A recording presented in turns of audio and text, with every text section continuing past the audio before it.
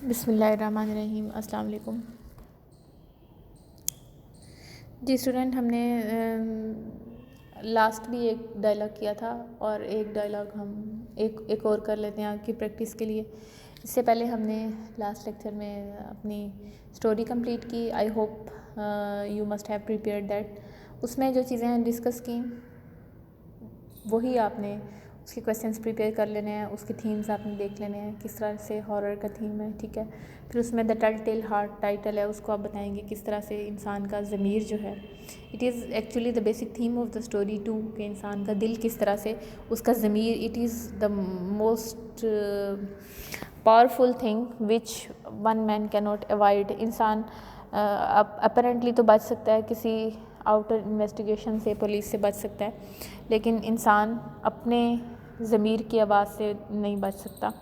तो यही उसने बताया हुआ है यहाँ पे, इसी थीम को उसने एक्सप्लेन किया हुआ है। और बाकी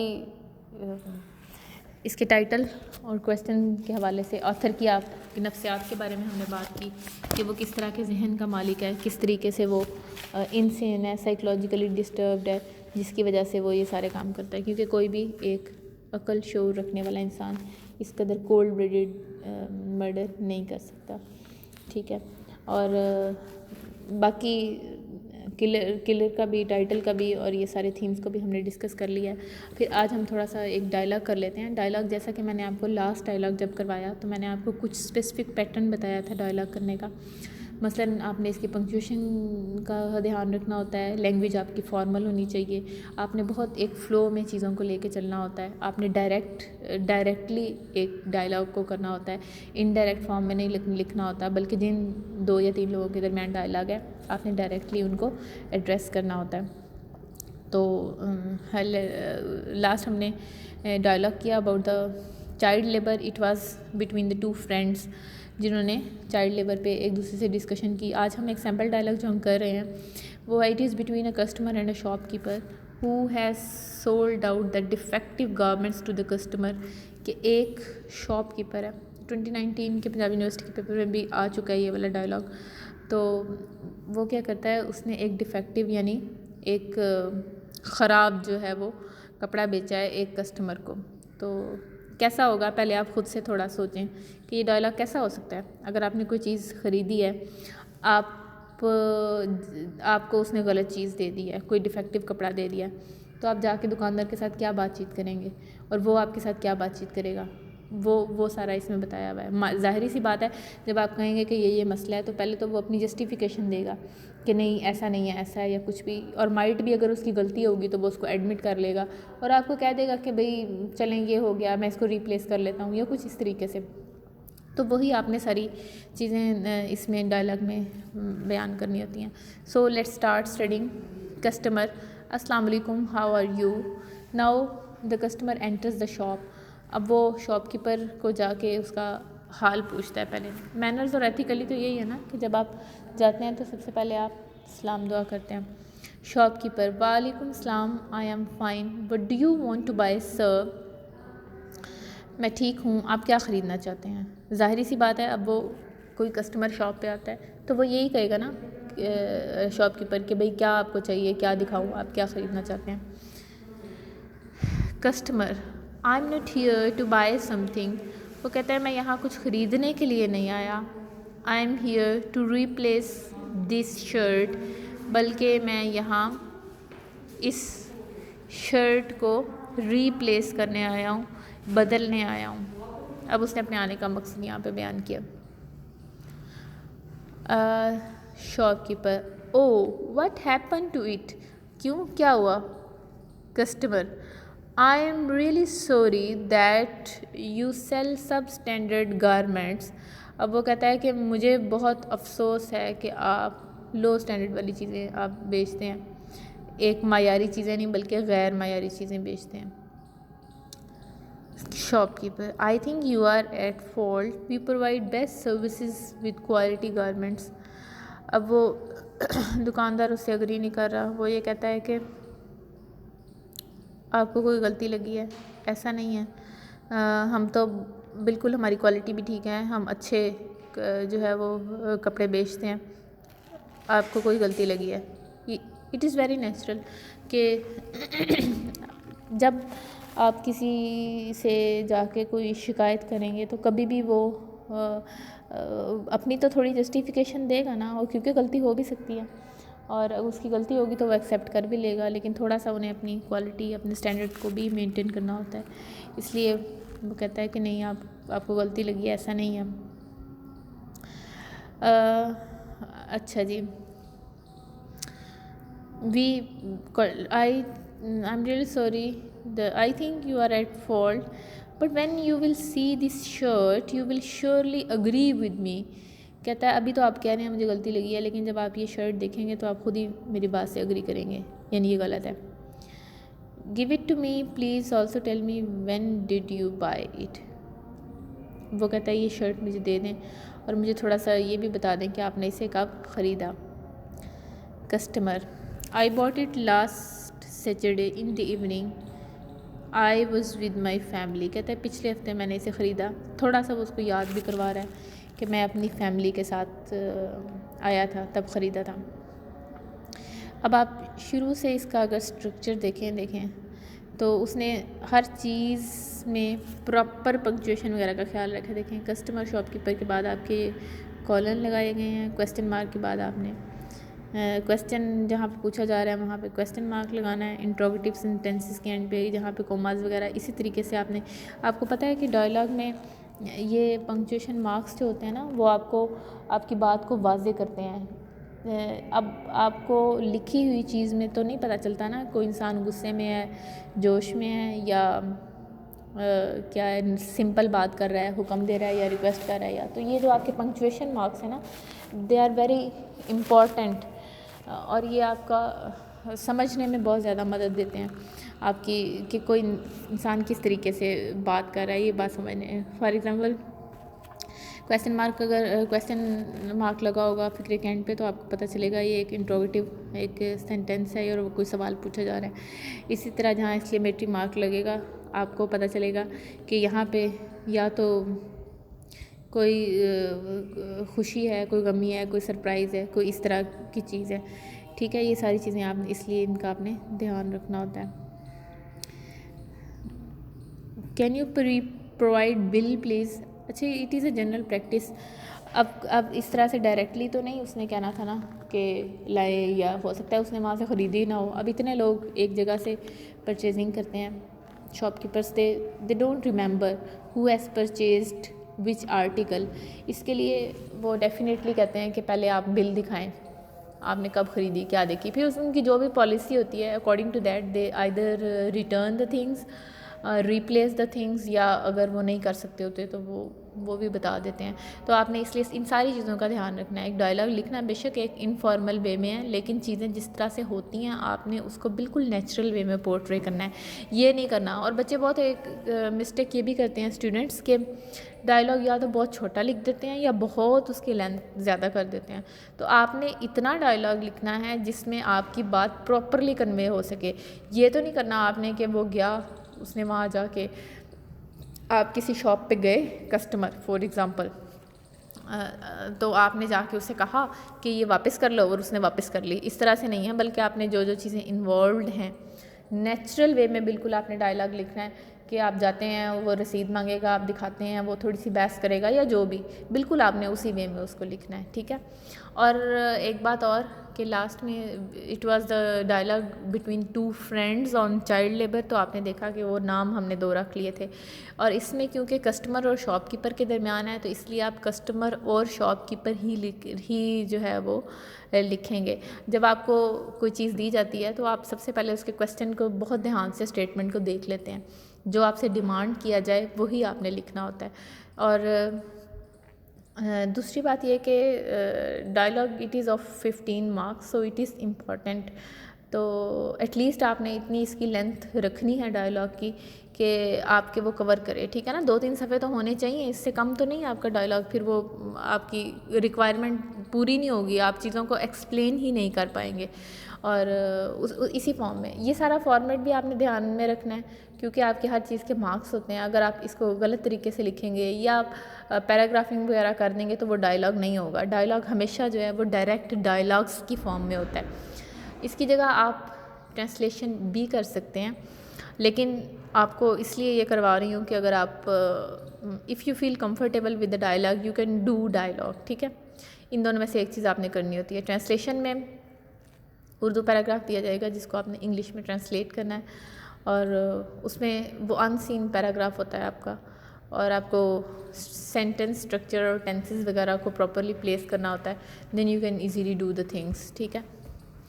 अच्छा जी, now let's continue with our dialogue. वो कहता है कि बिल दिखाओ। हियर इट इज़, ये लीजिए। The bill shows the garment is sold by us. Okay, what is defect in it? कहता है हाँ ठीक है, बिल से पता चल रहा है कि ये जो गारमेंट है, ये कपड़ा आपने वो यहीं से ख़रीदा है, हमने ही इसको बेचा है। अब बताएं कि इसमें नुक्स क्या है, ख़राबी क्या है। Customer, when you open it you will come to know that its collar is worn out from inside and even its sleeves differ from each other। अच्छा, वो कहता है कि अगर आप जब इसको खोलेंगे तो आप देखेंगे कि इसका कॉलर वॉर्न आउट होता है। कोई कपड़ा पहन पहन के पुराना कर देना, उसे कहते हैं वेयर आउट। वॉर्न आउट का मतलब है यानी वो पुराना हो चुका है कॉलर उसका अंदर वाली साइड से। और अगर आप इसके बाजू देखें स्लीव्स, तो वो भी एक दूसरे से मुख्तलिफ हैं। ना सिर्फ उसका कॉलर पुराना है, 2 डिफेक्ट्स उसने बताए हैं कि ये इसमें। घर जाके जब शर्ट खोली है तो उसमें ये मसला है। शॉपकीपर, हाँ very sorry to see it, बहुत अफसोस हुआ, but I am not sure that this shirt is sold from our shop. अब वो कहता है कि ठीक है, लेकिन मुझे इस बात का यकीन नहीं है कि ये हमारी ही दुकान से ये शर्ट जो है वो इसको बेचा गया है। अब कस्टमर कहता है what a shopkeeper you must be, I have provided you cash receipt of your shop and you are still reluctant to admit your mistake. कहता है कैसे दुकानदार हो तुम, मैंने तुम्हें अभी रसीद भी दिखाई है, फिर भी तुम रिलक्टेंट मीन्स हिचकिचाना, अभी भी तुम हिचकिचा रहे हो कि अपनी गलती मान नहीं रहे। इट इज़ रियली सॉरोफुल, बहुत ही अफसोस की बात है that you charge that price of standard material but you provide inferior one, कि आप वसूल तो करते हैं, चार्ज तो करते हैं, कीमत जो है वो एक अच्छे मटेरियल की कीमत आप चार्ज करते हैं, बट प्रोवाइड इन्फीरियर वन, लेकिन आप जो देते हैं वो इन्फीरियर लो क्वालिटी की आप चीज़ें जो है वो प्रोवाइड करते हैं। What will say about it, अब आपका क्या ख्याल है? गुस्सा आया हुआ है, ज़ाहिर है उसने पैसे दे के चीज़ ख़रीदी है तो वो थोड़ा सा आर्ग्यू तो करेगा ना कि अब मैंने पैसे पूरे दिए हैं लेकिन चीज़ जो है वो ख़राब है, उसके अंदर ये ख़राबी है। अच्छा जी, वो कहता है शॉपकीपर, बीइंग अ बिजनेसमैन, एक कारोबारी होने के नाते आई मस्ट एक्नॉलेज इट, मुझे मानना चाहिए, but we never put such material in our shop, I confirm it from my salesman. ये फॉर्म नहीं है, फ्रॉम है, इसको ठीक कर लें, गलत लिखा हुआ है। वो कहता है कि हमारी तो दुकान पे इस तरह की सब स्टैंडर्ड चीज़ें नहीं बिकती। खैर मैं अपने वो कहता है सेल्समैन से कंफर्म कर लेता हूँ। अगर वो इस बात को तो मानता है, उसने रसीद दिखाई है कि वहाँ से ख़रीदी गई है, लेकिन अब वो इस बात पे रिलक्टेंट है कि ये हमारी दुकान, क्योंकि वो कहता है कि हमारी दुकान पे इतनी घटिया चीज़ें जो हैं या लो क्वालिटी का प्रोडक्ट्स जो हैं वो सेल नहीं करते, ठीक है। Customer, you must have a check and balance otherwise it may affect your business. अब कस्टमर उसको मशवरा भी दे रहा है, थोड़ा गुस्से में भी है, आर्ग्यू भी कर रहा है और कहता है आपको थोड़ा ध्यान रखना चाहिए, चेक एंड बैलेंस रखना चाहिए, लेकिन वरना आपका कारोबार ख़राब होगा। Shopkeeper, after making a call to salesman, अपने सेल्समैन को बुलाता है और कहता है I think the shirt is mistakenly packed, it was to send to factory, I am really sorry, I am replacing it.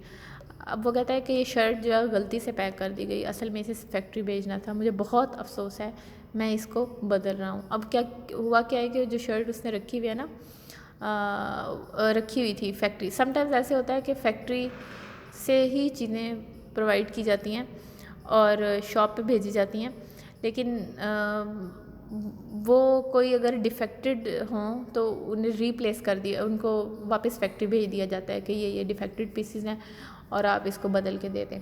अब हुआ ये कि वो जो फैक्ट्री भेजने के लिए शर्ट पैक करके रखी हुई थी वो गलती से इसको चली गई, और उसमें यही ख़राबी थी कि उसके बाजू भी ठीक नहीं थे, कॉलर भी ठीक नहीं था, वो फैक्ट्री की तरफ से ही गलत भेजी गई थी। यहाँ पे अब वो अपना मान रहा है, अपनी गलती मान रहा है, एडमिट कर रहा है कि उससे गलती हो गई है, वो शर्ट जो है वो फैक्ट्री भेजनी थी, गलती से जो है वो पैक कर दी गई है, और कहता है कि मैं उसको बदल रहा हूँ। Customer thanks but you must be careful next time, शुक्रिया लेकिन आपको अगली दफ़ा मोहतात रहना चाहिए।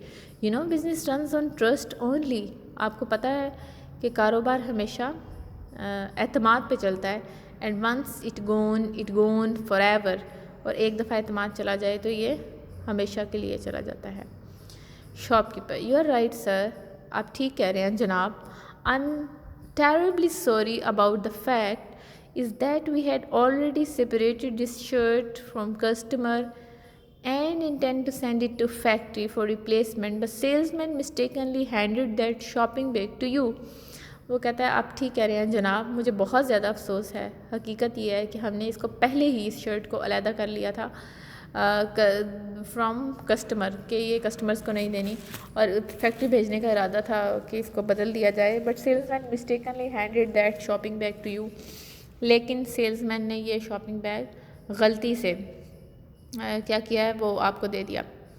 Customer no problem, you have admitted your mistake and replace the shirt, आपने अपनी गलती मान ली है और शर्ट को बदल दिया है। I am pleased with your dealings, मैं आपकी इससे डीलिंग से खुश हूँ, मैं आपके जिस तरीके से आपने डील किया। I will visit next time with my family, मैं अगली बार अपनी फैमिली के साथ आऊँगा। सॉरी, अच्छा जी, ये एंड वाली लाइन इसकी ये है। Shopkeeper thanks but you can go without having a cold drink, ठीक है लेकिन आप एक कोल्ड ड्रिंक के बगैर नहीं जा सकते। It is very hot outside, बाहर बहुत गर्मी है। कस्टमर ओके थैंक्स, जी शुक्रिया। अच्छा जी, आपने ये डायलॉग पढ़ लिया और आपने देख लिया इसको किस तरीके से लेके चलना है, और इसमें क्या क्या बाकी सारी चीज़ें मैंने आपको एक्सप्लेन कर दी हैं।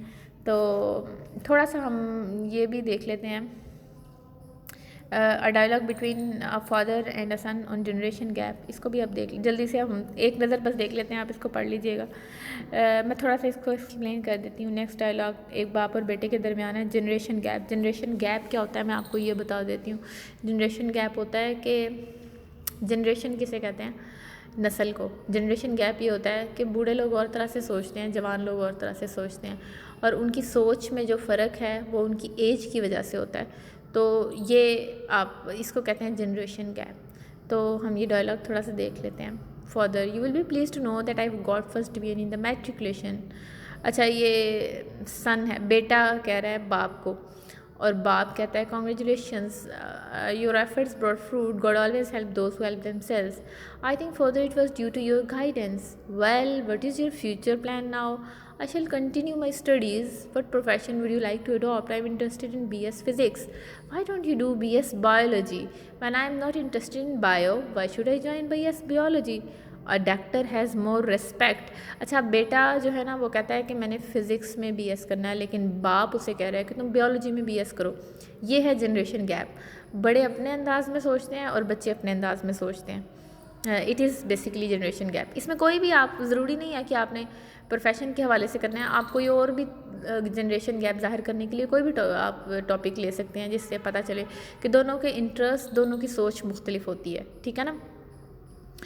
अब वो कहता है कि वक्त बदल चुका है। I do not agree, this is because of a generation gap. Do you think that all generation is not wise? I do not think. अब वो बाप कहता है तुम्हें क्या लगता है कि पुराने लोग यानी जो है वो अक्लमंद नहीं है? I do not think so. Why don't you agree then? कहता है फिर मेरी बात क्यों नहीं मानते? In fact the old generation tries to live in past. अब बेटा बता रहा है जनरेशन गैप क्यों है, क्योंकि पुराने लोग माजी में रहना चाहते हैं, बूढ़े लोग। You mean young generation has more information? भाव को भी थोड़ा गुस्सा आ गया, वो कहता है कि क्या यंग जनरेशन के पास ज़्यादा नॉलेज है? Exactly, there is generation gap and because if it there are many problems in our society. You mean the old generation should try to understand the young generation. अब वो कहता है अच्छा, इसका मतलब है क्या बूढ़ों को यंग जनरेशन को समझना चाहिए? That's what I mean. कहते हैं हाँ, ये गलत मतलब ये नहीं है कि बड़े गलत कहते हैं या छोटे सही कहते हैं, या छोटे गलत कहते हैं बड़े सही कहते हैं। बात ये है कि दूसरे के पर्सपेक्टिव को समझना चाहिए। वक्त के साथ साथ चीज़ें बदल जाती हैं, इसलिए ओल्ड जनरेशन को भी यंग जनरेशन के ख़यालात का ख़्याल रखना चाहिए।